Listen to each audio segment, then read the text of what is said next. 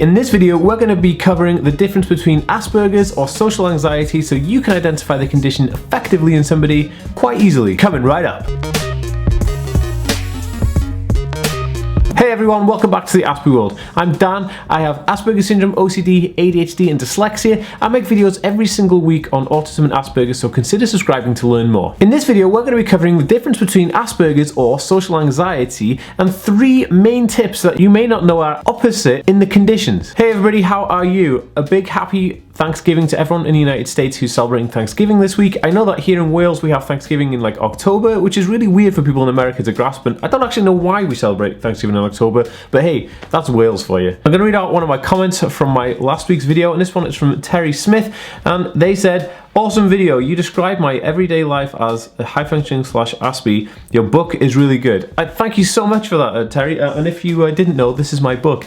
It's available in the link down below. It's pretty cool. It talks about my life and stuff. You can check that out whenever. If you'd like me to read out your comment, make sure you hit that bell icon on desktop and mobile, because I'll be picking from the first 30 commenters to pick one of those to read out at the beginning of every single video. Okay guys, let's do it. On with the video. Now, a lot of people will be unaware of the fact that Aspergers Syndrome and social anxiety are 2 vastly different things, although they do present similar characteristics. Like, people have issues with social interaction or social engagement, so they may be super anxious to go out in public, they don't like to socialize with people, and they may have like panic attacks, which is a really big one, especially with social anxiety. You might have a panic attack which will disable you from actually being in the moment and being there in a social situation. This is also very prevalent in people with Aspergers Syndrome. So with Aspergers Syndrome, somebody out and about in a social situation may become overly stressed, anxious, suffer from social anxiety kind of symptoms, and then could cause things like meltdown, which may be confused with like a panic attack, and it's similar to a panic attack, but a meltdown is something that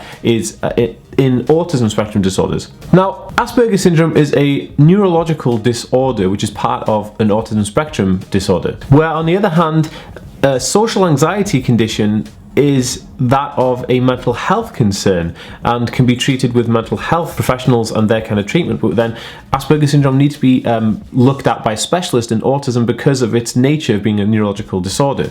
So whereas maybe you can overcome a lot of social anxiety situations from a social anxiety condition through different types of therapy with counsellors, Aspergers syndrome is a lifelong neurological disorder which is more difficult to treat and to try to overcome, because it's the way the brain is wired rather than how the brain has learned behavior. So that's kind of 2 ways to look at that, but there are big differences. A lot of people kind of will notice that somebody may have social anxiety and then they may get misdiagnosed with Aspergers syndrome, or they may have Aspergers syndrome and then get misdiagnosed with social anxiety disorder. And this is like quite a big problem with people getting misdiagnosed with the wrong thing. But a lot of people will say that social anxiety disorder is encompassed within Aspergers syndrome, but the difference is that Aspergers syndrome has an issue with social anxiety because socializing is part of the communication part of the brain, which actually is impaired almost in people with Aspergers syndrome and autism. So the communication part of socially interacting with people, knowing all those like social rules and boundaries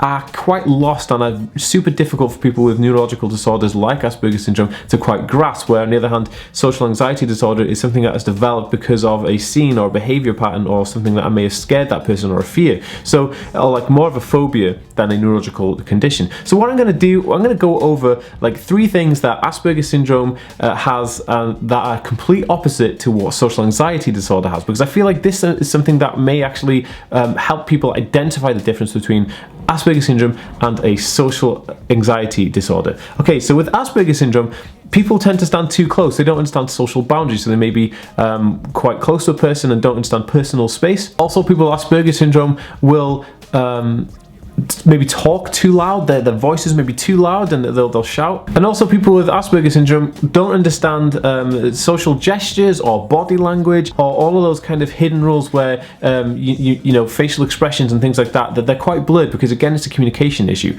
But on the contrary, social anxiety disorder, people may stand too far away from the social situation because they don't want to be involved in that because it's too stressful for them. People with social anxiety disorder may talk too softly and quite timid and quiet, you know, because they're quite scared or they feel intimidated by the situation. And then people with social anxiety disorder may be overly sensitive to body language and those kind of gestures or people's facial expressions, which is quite an interesting one. So you can see there that there's two complete different parallels here that are complete opposites with these two conditions. That being said though, there is a lot more that goes into kind of diagnosing these conditions that we don't really want to cover in this video because I'm not a doctor or a specialist in the field, just an advocate and somebody talking about it. But I would suggest that if you think that somebody has either one of those conditions, I hope that this video has helped do that. If you'd like to learn more about autism and Asperger's, please make sure you hit that subscribe button above here. To see my last video, it's over here, and here is a video that YouTube think you will enjoy. I'll see you next time, guys. Peace!